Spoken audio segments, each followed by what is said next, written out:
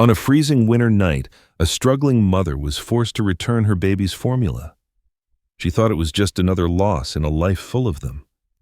She didn't know a U.S. Marine and his K-9 were watching. What happened next wasn't charity. It wasn't coincidence. It was a quiet miracle, one decision that would change not just one life, but generations. This is the story of faith, sacrifice, and how God sometimes answers prayers through strangers. Before we begin, tell us where you're watching from. And if this story moves you, subscribe for more stories of courage, faith, and unbreakable bonds. Your support truly means everything. The winter night descended over Bozeman, Montana, heavy with snow and mountain wind, the kind that pressed silence into the streets and made every step feel earned. Emily Whitaker moved through that silence with careful determination, her boots worn thin, crunching softly against the icy sidewalk. She was 28, slight in build, standing just over 5 feet tall, her body narrowed by years of stretching meals and sleep thin. Her blonde hair, once bright, now dulled by stress and cold, was pulled into a loose, uneven knot beneath a faded knit hat. Pale skin stretched tight over sharp cheekbones, her face marked not by age but by endurance. Her eyes were a clear gray blue, the color of winter sky just before snowfall, eyes that carried exhaustion but refused to surrender to it. In her arms she carried her daughter, Hannah, 9 months old, wrapped in a pink blanket that had lost its softness long ago. Hannah was small for her age, her cheeks faintly flushed from the cold, her tiny breaths forming soft clouds against the fabric. One mittened hand poked out, fingers curling and uncurling as she whimpered quietly, sensing the tension in her mother's body. Emily tightened her hold instinctively, her chin dipping to shield Hannah's face from the wind. "Almost there," she whispered, voice thin but steady. "Just a little more, sweetheart." Emily had no car. She had sold it the previous winter when rent went up and her hours were cut. Tonight, she had counted her cash twice before leaving, $24 and some change, folded carefully in the pocket of her coat. No bus fare, no backup plan, just a list in her head and a quiet prayer that prices hadn't changed. The automatic doors of the grocery store slid open with a hiss, releasing a wave of warm air that made Emily's eyes sting. She paused just inside, adjusting Hannah in her arms, breathing in the smell of bread and detergent and something fried. It felt almost luxurious after the cold. She grabbed a cart with one hand and eased Hannah into the child seat, wrapping the blanket tighter around her small body. Hannah fussed, then settled, her eyes blinking slowly beneath the fluorescent lights. Emily moved through the aisles with practiced efficiency. She avoided looking at anything unnecessary. Store-brand bread, discount oatmeal, apples in the clearance bin, bruised but salvageable. She calculated as she went, numbers stacking and subtracting in her mind. She did not allow herself to linger. Lingering led to wanting, and wanting led to disappointment. Then she reached the formula aisle. She stopped. The shelves were stacked neatly, rows of cans promising nourishment and relief. Emily's stomach tightened as her eyes found the familiar label, hypoallergenic, soy-based, doctor recommended, the only formula Hannah could tolerate without breaking out in painful rashes or crying for hours in distress. Emily reached for the can, her fingers trembling despite her effort. To remain calm. She turned it over to check the price, $41.99. The number felt like a physical blow. Her breath caught, and for a moment, the sounds of the store faded into a dull hum. She stood there, frozen, the can heavy in her hands. She did the math again, slower this time, as if that might change the outcome. It didn't. She considered putting everything else back, bread, oatmeal, apples. Even then it wouldn't be enough. Her throat tightened. Hannah let out a small cry and Emily flinched, glancing around self-consciously before leaning in to stroke her daughter's cheek. "Shh," she murmured. "Mama's here." Her hand hovered. Then, against her better judgment, she placed the can gently into the cart. Maybe she could ask. Maybe she could explain. Maybe there was a way to leave her name, promise to come back Friday when her paycheck cleared. Hope, thin as it was, slipped in through the cracks. At the checkout, Emily unloaded her items one by one.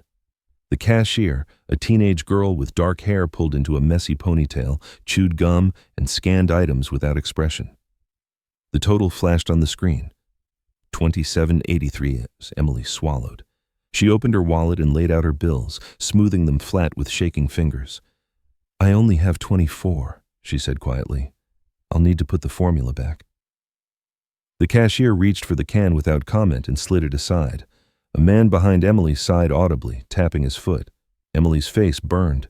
She nodded, paid for what she could, and pushed the cart toward the exit, her shoulders hunched as if to shield herself from more than just the cold.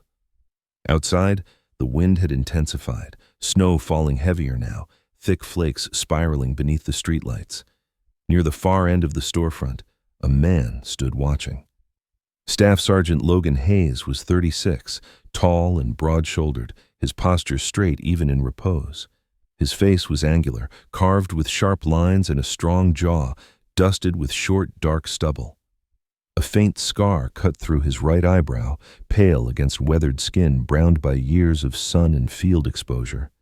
His eyes were dark, steady, observant, eyes that missed very little. He wore a heavy olive-green Marine Corps winter jacket, Marpat trousers, black gloves, and scuffed combat boots dusted with snow. He was home on leave, though the uniform still clung to him like a second skin. At his side sat Ranger. The German Shepherd was 4 years old, muscular but lean, with a thick amber-toned coat that gleamed even beneath the falling snow. His ears stood erect, alert, and his intelligent dark eyes tracked movement with quiet focus. Ranger was trained, disciplined, and deeply bonded to Logan. He had served alongside him overseas, seen things no animal should, and emerged with a calm vigilance that bordered on human awareness. He rarely barked. He didn't need to. As Emily stepped into the cold, Hannah's soft cry reached Ranger's ears. The dog's head snapped up, nostrils flaring as he caught the scent of distress. Without command, he stood and moved forward, positioning himself between Emily and the wind, his body angled protectively. He glanced back once at Logan, eyes intent. Logan followed his gaze. He saw Emily standing near the bus stop, arms wrapped tightly around her child, her breath shallow, her face drawn with worry and fatigue. He saw the empty cart, the small grocery bag, the way she rocked gently despite the cold biting into her coat. Something in his chest tightened. It wasn't pity. It was recognition. Logan had seen that look before, in mirrors, in refugee camps, in the faces of civilians caught in circumstances beyond their control. He felt Ranger shift beside him, steady and resolute, a silent question in his posture. Logan exhaled slowly. "All right," he murmured, more to himself than to the dog. Ranger's tail flicked once. Snow continued to fall, thick and unrelenting, as Logan turned back toward the store, his boots leaving deep prints behind him. He did not yet know how this night would change the course of his life. He only knew that walking away was no longer an option.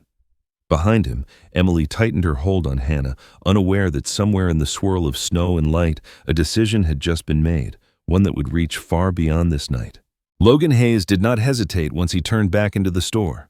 The automatic doors parted again, spilling light onto his boots as snow clung to the hem of his trousers. Inside, the warmth hit him, but it did nothing to ease the tightness in his chest. He moved with purpose, the same deliberate pace he used on patrols, eyes scanning shelves without distraction. He went straight to the formula aisle and lifted the same hypoallergenic can Emily had held minutes earlier. It felt heavier now, not because of its weight, but because of what it represented. He added it to his cart without checking the price. Money had never been the thing that mattered to him. Responsibility was. Passing a display of children's winter accessories, he paused and picked out a pair of fleece-lined mittens, pale blue, small enough for an infant. He imagined how cold Emily's hands had looked gripping that blanket. In the hot food section, steam fogged the glass as he selected chicken noodle soup and a container of macaroni and cheese, simple food meant to warm rather than impress. At the bakery, he added a soft pack of dinner rolls, still warm to the touch. He paid in cash, nodded once to the cashier, and left without waiting for change. Outside, the storm had worsened. Snow blew sideways now, driven by sharp gusts that howled between buildings. Logan zipped his jacket higher and scanned the parking lot. He spotted Emily immediately beneath the narrow shelter of the bus stop, her body curled protectively around her child. Ranger, who had waited faithfully by the storefront, stood the moment Logan stepped back into the cold. The dog moved ahead, positioning himself instinctively between the wind and the fragile pair, his broad frame acting as a living barrier. Emily startled when she noticed them approach, her grip tightening around Hannah. Her instincts flared, the same ones sharpened by months of doing everything alone. Logan stopped a respectful distance away. He was tall enough that he made most people look smaller without meaning to, and he knew how intimidating that could be. He softened his posture, lowered his shoulders slightly, and held the paper bag out with both hands. "Excuse me," he said, his voice calm, steady, carrying no urgency. Emily's eyes flicked to the bag, then back to his face. Up close, Logan's features were more weathered than handsome, his jaw square, nose slightly crooked from a break long-heeled, dark stubble shadowing his cheeks. His eyes, however, were gentle in a way that surprised her. They were the eyes of someone used to watching, not judging. "I think you left this behind," he said. Emily shook her head quickly. "No, that's not mine." Her voice was hoarse, strained by cold and restraint. Logan didn't move. "It is now," he replied simply. She stared at him, confusion giving way to embarrassment. "I can't," she said, a reflex more than a decision. "I don't take charity." Logan glanced down at Hannah, then back at Emily. "It's not charity," he said quietly. "It's obligation. One person to another." The words surprised even him. He hadn't planned them, but they felt right. Ranger took a small step forward then, lowering his head and gently pressing his nose against Emily's gloved hand. The warmth of the dog's breath cut through the cold. Emily froze. No one had touched her with kindness in a long time. Her composure cracked, tears welled in her eyes, spilling over before she could stop them. She turned her face away, ashamed of the weakness, but Ranger stayed, unmoving, his presence steady and wordless. Hannah whimpered softly, sensing the shift in her mother. Emily swallowed hard, then slowly reached for the bag with trembling fingers. "Thank you," she whispered. The words felt inadequate, but they were all she had. Logan nodded once, accepting them without ceremony. For a moment, they stood there together as snow gathered on their coats. The world narrowed to the quiet rhythm of Hannah's breathing and the distant rumble of traffic. The wind howled again, sharper this time. Logan followed Emily's glance down the empty road. "Where are you headed?" he asked. She hesitated. "Livingston," she said finally. "Maple Street. It's about 1.5 miles." Logan frowned slightly. He knew that stretch of road, poorly lit and exposed. "That's too far in this," he said. "Let me drive you." Emily's head snapped up. "No," she said immediately. "I can't ask that." Logan shook his head. "You're not asking," he replied. "I'm offering." Silence stretched between them. Emily looked down at Hannah, then at the bag of food, then at Ranger, who sat obediently now, eyes alert but calm. Her pride battled her fear, but fear won. "For her," she said softly. "Only for her." Logan inclined his head. "Of course." His SUV waited nearby, dusted with snow. He opened the rear door, laying a blanket across the seat before Emily climbed in carefully. Ranger hopped up beside her, settling close enough that his warmth radiated through the fabric of her coat. Logan took the driver's seat, started the engine, and eased onto the road as snow continued to fall in thick sheets. Inside the vehicle, the heater hummed, slowly chasing the cold away. Emily relaxed by degrees, her shoulders lowering inch by inch. Ranger watched Hannah intently, his ears flicking at every sound she made, as if memorizing her existence. They drove in silence for several minutes, the kind of silence that wasn't awkward, just careful. Finally, Emily spoke. "I'm Emily," she said. Logan glanced at her in the rearview mirror. "Logan," he replied. "And that's Ranger." Ranger's tail thumped once against the seat. Emily managed a small, tired smile. "He's beautiful," she said. "He looks like he understands everything." Logan exhaled softly. "Sometimes I think he understands more than I do." Livingston appeared through the snow, its small houses hunched beneath white blankets. Logan slowed as they turned onto Maple Street. Emily pointed out a narrow driveway beside a weathered building.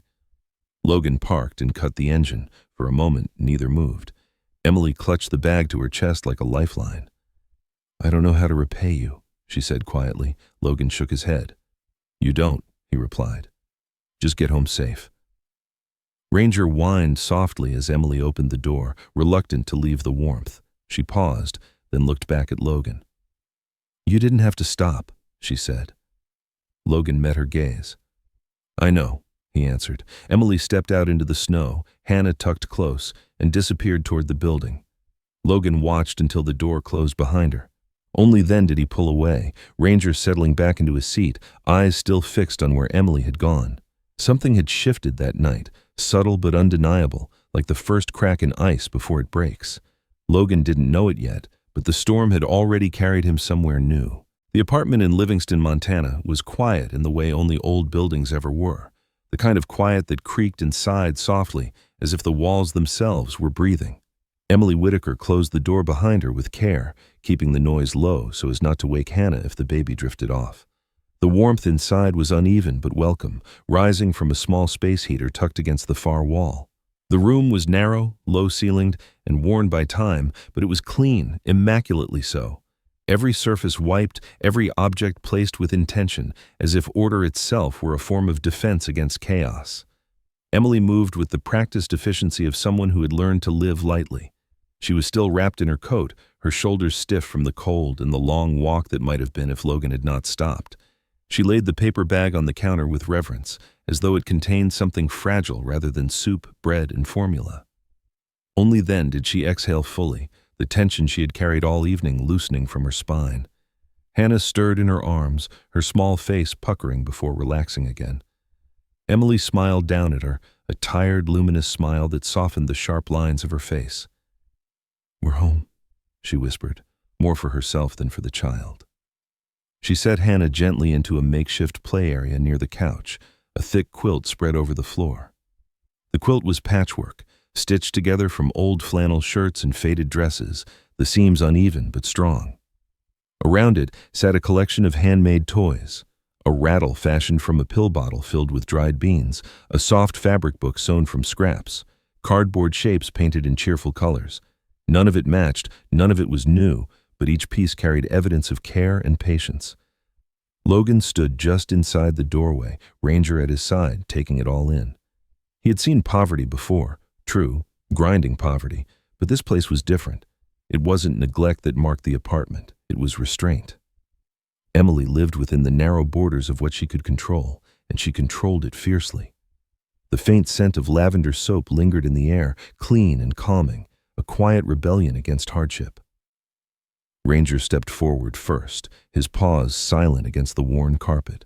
He lowered his head and sniffed the quilt, then glanced back at Logan for permission before settling near Hannah, his body curved protectively. Logan nodded, trusting the dog's instincts as he always had. Ranger lay down, ears alert but relaxed, his amber coat catching the soft glow of a single lamp perched on a side table. Emily shrugged out of her coat and hung it carefully on a hook by the door. Beneath it, she wore a thin sweater, stretched slightly at the elbows, the color faded from too many washes. Her movements were gentle but purposeful. "I know it's not much," she said quietly, her voice carrying a note of apology she hadn't intended. "But it's warm. Most nights." Logan shook his head. "It's enough," he said, and he meant it. He removed his gloves, tucking them into his jacket pocket, and finally allowed himself to look around more closely. That was when he saw the photograph. It hung above the couch in a simple wooden frame, slightly crooked, as if it had been taken down and replaced more than once. The photograph was black and white, its edges worn soft with age. It showed a young Marine in desert fatigues, helmet tucked under one arm, his posture straight but his expression unguarded. He had light hair, cropped short, and eyes that seemed both weary and resolute. Beneath the image was a small brass plaque polished by frequent touch. Gunnery Sergeant Thomas Whitaker, Operation Iraqi Freedom, 2004. Logan felt the air leave his lungs. For a moment, the room tilted, memory slamming into him with the force of an explosion long buried but never forgotten. He stared at the face in the photograph, his mind racing, heart pounding. He knew that face, not from a picture but from smoke and fire, from chaos and screaming metal. His pulse roared in his ears. Emily noticed the change immediately. She followed his gaze, her expression softening. "That's my grandfather," she said quietly. "Thomas Whitaker." She moved closer, standing beside him.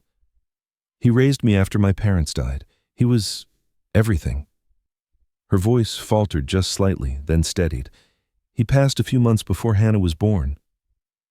Logan didn't answer right away. His jaw tightened, his hands curling slowly into fists at his sides. He swallowed, forcing his voice to cooperate. He was a Marine, he said, though it wasn't a question. Emily nodded. 22 years. He never talked much about Iraq, just said it changed him, made him quieter, kinder somehow. She smiled faintly. He believed in doing the right thing even when no one was watching. Logan stepped back, the weight in his chest unbearable now. He muttered an apology, barely audible, and turned toward the door. Emily hesitated but didn't stop him. Ranger rose immediately, sensing the shift, and followed close behind. The drive back to Bozeman passed in a blur of headlights and falling snow. Logan barely remembered turning the key, barely registered the heater humming to life. His mind had traveled years back, dragged into the desert heat of a place he had tried, unsuccessfully, to leave behind. At his house, Logan shut the door quietly behind him and leaned against it, eyes closed. Ranger sat nearby, watching him with calm, intelligent concern. "Easy, buddy," Logan murmured, though he wasn't sure who he was reassuring. He moved through the darkened living room and into the small study at the back of the house. From the top shelf of a closet, he pulled down a cedar box, its surface scratched and dulled with age. The box smelled faintly of wood and dust when he opened it. Inside were medals, folded flags, and a bundle of letters tied with green twine. Logan sank into the chair by the desk, the weight of exhaustion pressing into his bones. He untied the string with careful fingers, selecting one envelope worn thinner than the rest. The letter was dated July 2004. As he read, the room faded away. The convoy had been moving through a narrow stretch of road outside Fallujah when the blast hit. The vehicle in front of them erupted, metal folding like paper. Logan had been thrown hard, pinned beneath wreckage, his leg trapped, Ranger barking frantically beside him despite shrapnel embedded in his flank. Smoke, heat, screaming. Logan remembered thinking, with strange clarity, that this was how it ended. Then hands, strong, relentless hands tearing metal away, a voice shouting orders through the chaos, a man with light hair and eyes full of command and compassion, hauling Logan free, refusing to leave until Ranger was dragged out too, bleeding but alive. Gunnery Sergeant Thomas Whitaker. Logan remembered his name because he had carved it into memory like a promise. Logan lowered the letter slowly, his hands shaking. The photograph on Emily's wall. The name. The timing. Fate had folded in on itself, closing a circle he hadn't known was open. Ranger padded over and rested his head on Logan's knee, warm and solid. Logan placed a hand on the dog's neck, fingers sinking into familiar fur. "He saved us," Logan whispered. "And now?" He looked up at the ceiling, breath unsteady. The answer was already forming, firm and unavoidable. He would not repay this debt with money slipped quietly into a grocery bag. He would not reduce it to charity. Thomas Whitaker had given him life when he didn't have to. That kind of gift demanded something enduring. Logan straightened, resolve settling into place like armor. "We're going to do this right," he said aloud, his voice steady again. Ranger's ears flicked, tail thumping once. Outside, the storm continued to fall, blanketing the town in white. Somewhere across that snow-covered distance, Emily Whitaker slept beside her daughter beneath the gaze of a photograph on the wall, unaware that the past had reached forward and claimed her future. Helena, Montana, wore winter differently than Bozeman or Livingston. The cold here felt quieter, more official somehow, settling over the state capitol like a held breath. Snow clung to the edges of government buildings and old brick offices, softening their severity but not erasing it. Inside one of those buildings, on a street lined with bare trees and flagpoles, something unseen was taking shape, carefully, deliberately, without applause. The Whitaker Legacy Fund did not begin with a press release or a ceremony. It began with paperwork. Logan Hayes sat alone at a long wooden table in a small conference room, sleeves rolled up, forearms scarred and weathered, pen moving steadily across form after form. He wore civilian clothes now, dark jeans, a plain charcoal sweater, but the discipline of the Marine Corps still lived in his posture. His shoulders were squared, his movements economical, his focus absolute. Ranger lay at his feet, chin resting on his paws, amber eyes half closed but alert, the quiet sentinel he had always been. Across from Logan sat Margaret Collins, director of a veterans outreach nonprofit based in Helena. She was in her late 50s, tall and angular, with iron gray hair cut short and sharp features softened by kind eyes. Years of advocacy had left her voice calm but firm, her manner efficient without being cold. She had learned long ago that compassion worked best when paired with structure. "You're certain you want this to be anonymous?" she asked, adjusting her glasses as she reviewed the final document. Logan nodded. "It's not about my name," he said. "It never was." Margaret studied him for a moment, noting the way his jaw tightened when he spoke of the past, the way Ranger shifted closer when emotions stirred. "And the scope?" she pressed. "Education support, administrative placement, childcare stipends. It's a significant commitment." Logan didn't hesitate. "It needs to be," he replied. "One chance isn't enough. People need a path." Margaret inclined her head slowly. She had seen donors driven by guilt, by ego, by grief. This was different. This was debt, repaid with intention. When the last signature was inked, Margaret slid the folder closed. "The Whitaker Legacy Fund," she said quietly. "In honor of Gunnery Sergeant Thomas Whitaker." Logan exhaled, a breath he hadn't realized he'd been holding. Ranger's tail thumped once against the floor. The call came 3 weeks later, on a gray afternoon in Livingston. Emily Whitaker was folding laundry beside Hannah's playmat when her phone rang. She almost ignored it, assuming it was another automated reminder or an unknown number with nothing to offer. Hannah lay on her back, gnawing contentedly on a rubber teether, her legs kicking in slow, happy rhythm. Emily wiped her hands on her jeans and answered. "Hello?" The woman on the other end introduced herself as Sarah Linton from the Helena Veterans Support Office. Sarah was in her early 40s, her voice warm but professional, the kind of voice that suggested both competence and patience. She explained that Emily's old application, submitted months earlier and long forgotten, had resurfaced. "We'd like to invite you for an interview," Sarah said. "There's been a new development, a grant." Emily sat down hard on the couch. "I'm sorry," she said. "A grant?" Sarah chuckled softly. "Yes, and a part-time administrative position, paid training, and the option to return to school if you choose. It's all outlined, but we'd rather discuss it in person." Emily's throat tightened. "Why me?" she asked, the question instinctive. There was a pause on the line. "Because," Sarah said carefully, "this fund was created for people exactly like you." The interview room in Helena was modest, sunlit through tall windows, a small American flag in the corner. Emily sat at the table clutching a worn folder, her posture straight but tense. She wore her best clothes, a navy blouse bought secondhand, black slacks pressed the night before. Her blonde hair was pulled back neatly, loose strands framing her face. She looked younger than her years and older too, the way hardship compressed time. Sarah Linton greeted her with a warm smile. In person, Sarah was medium height, broad-shouldered, with chestnut hair streaked faintly with gray, and skin weathered by years of fieldwork rather than office lights. She listened more than she spoke, nodding as Emily explained her work history, her goals, her circumstances. When Sarah finally slid the folder across the table, Emily's hands shook. Inside were details of the Whitaker Legacy Fund, tuition assistance, guaranteed part-time employment, childcare support. A future that, until that moment, had existed only as a fragile hope. Emily stared at the name on the header. "Whitaker," she whispered. "That's my—" "We know," Sarah said gently. "Your grandfather's service record is part of the Foundation's mission." The ceremony was held 2 months later in Helena's Civic Hall, a space filled with flags, photographs of veterans, and quiet anticipation. Emily stood near the front with Hannah in her arms, her heart pounding. The room buzzed with polite conversation, but beneath it ran a current of curiosity. People whispered. Some glanced at Logan, seated a few rows back, Ranger lying calmly at his feet. Others looked at Emily, their expressions unreadable. As the Whitaker Legacy Fund was formally announced, applause filled the room. Then the murmurs began. "She knows him," someone whispered. "That Marine, of course she got it. Must be nice," another voice murmured. Emily felt the words like pinpricks against her skin. She shifted Hannah slightly, steadying herself. She had lived with judgment before, but this was different.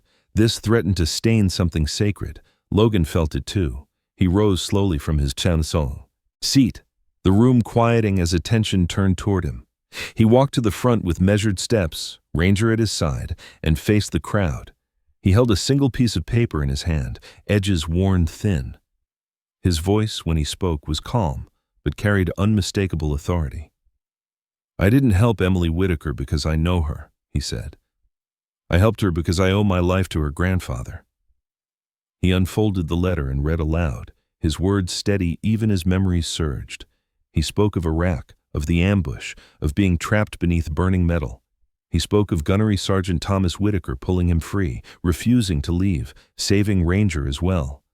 The room was silent now, every whisper extinguished. "This fund," Logan continued, lowering the paper, "is not charity. It is repayment, a debt of honor." Emily felt tears sting her eyes, but she stepped forward anyway. Her voice trembled at first, then steadied. "I didn't ask for this," she said. "I didn't know any of this when I applied months ago. My grandfather didn't save a man so his granddaughter could receive favors. He did it because it was right, and I stand here not because of who I know, but because of who he was." For a long moment, no one spoke. Then applause rose, slow at first, then swelling. Some faces softened. Others looked away, ashamed. From the back of the room, a woman watched with tight lips and narrowed eyes. Her name was Linda Kessler, a mid-level donor liaison with perfectly styled blonde hair and a posture that radiated control. She had expected the spotlight to fall elsewhere, and the shift unsettled her. But she said nothing. Not yet. When the ceremony ended, Emily stepped outside into the cold sunlight, her breath visible in the air. Logan approached, stopping a respectful distance away. "You handled that well," he said. Emily met his gaze. "So did you." There was no triumph between them, only relief and a shared understanding that something larger than either of them was now in motion. Above them, the winter sky stretched pale and endless, carrying forward a legacy born of fire, sacrifice, and a promise finally kept. 2 years later, Kalispell, Montana, woke beneath a gentler kind of winter light, the sun spilling pale gold across rooftops and pine branches, turning frost into something that shimmered rather than threatened. The house on Willow Creek Road was small, white-painted with a narrow porch and a roof that sighed softly as snow slid away in slow sheets. It was not grand, but it breathed with life. Inside, warmth gathered not just from the heating vents, but from voices, laughter, and the quiet certainty that no one inside was merely surviving anymore. Emily Whitaker stood in the kitchen, barefoot against the cool tile, flipping pancakes with practiced ease. At 30, she carried herself differently now. She was still slender, still small-framed, but her posture had straightened, her movements confident rather than guarded. Her blonde hair was tied into a loose, practical bun, strands escaping freely, her skin warmer in tone, no longer drained by constant worry. There were faint lines at the corners of her eyes, not from exhaustion, but from smiling. On the counter beside her sat an open laptop displaying an agenda for the Whitaker Legacy Fund. Her name appeared at the top of the page beneath the title, Program Coordinator. The title still startled her some mornings. Behind her, Hannah's laughter rang through the house. At nearly 3 years old, Hannah had grown sturdy and bright-eyed, her curls bouncing as she ran through the living room, clutching a stuffed bear nearly as big as she was. Her cheeks were perpetually flushed with energy, her laughter unrestrained and musical. She skidded to a stop as Ranger lumbered past her, tail wagging in broad arcs that knocked gently against furniture. The German Shepherd had aged into himself, his amber coat thick and glossy, his movements slower but still powerful. At 6 years old, Ranger carried himself with the calm authority of someone who knew his place in the world. To Hannah, he was not a dog. He was a guardian, a playmate, and in her words, my big brother. "Ranger, wait!" Hannah squealed as the dog trotted toward the back door, a plush toy dangling from his mouth. Ranger paused obediently, glancing back with what could only be interpreted as patience, then lowered himself to the floor so Hannah could climb awkwardly against his side. He endured the embrace with saintly tolerance, tongue lolling slightly, eyes flicking toward the kitchen as if to say, "I'm doing my part." Emily watched them, spatula resting in her hand, a quiet ache swelling in her chest. Not pain.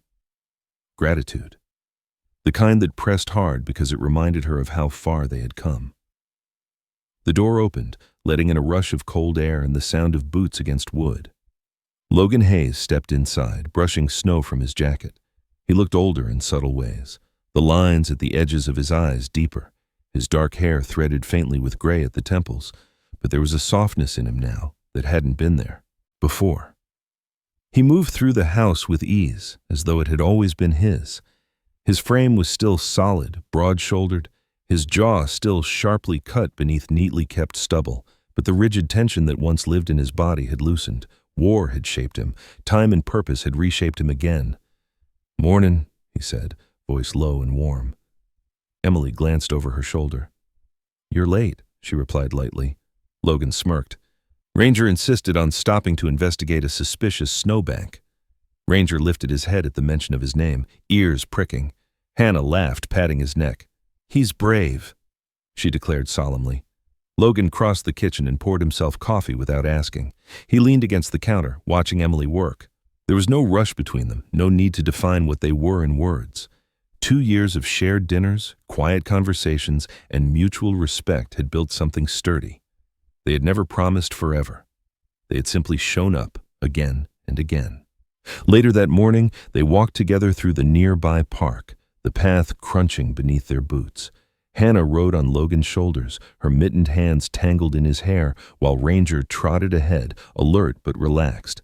Emily walked beside them, her coat buttoned against the cold, her hands tucked into her pockets. She glanced at Logan occasionally, noting the way he listened to Hannah's endless commentary with genuine focus, the way his eyes softened when she laughed. "Mommy," Hannah announced suddenly, leaning forward. "Ranger says the trees are sleepy." Emily smiled. "Is that so?" she asked. Hannah nodded emphatically. "He said they're resting until spring." Logan chuckled. "Sounds like Ranger's been teaching her philosophy." Ranger's tail wagged. They stopped near a stand of bare aspens, sunlight filtering through their pale trunks. Emily watched Hannah slide down from Logan's shoulders and kneel to inspect a patch of snow. "You okay?" Logan asked quietly. Emily nodded.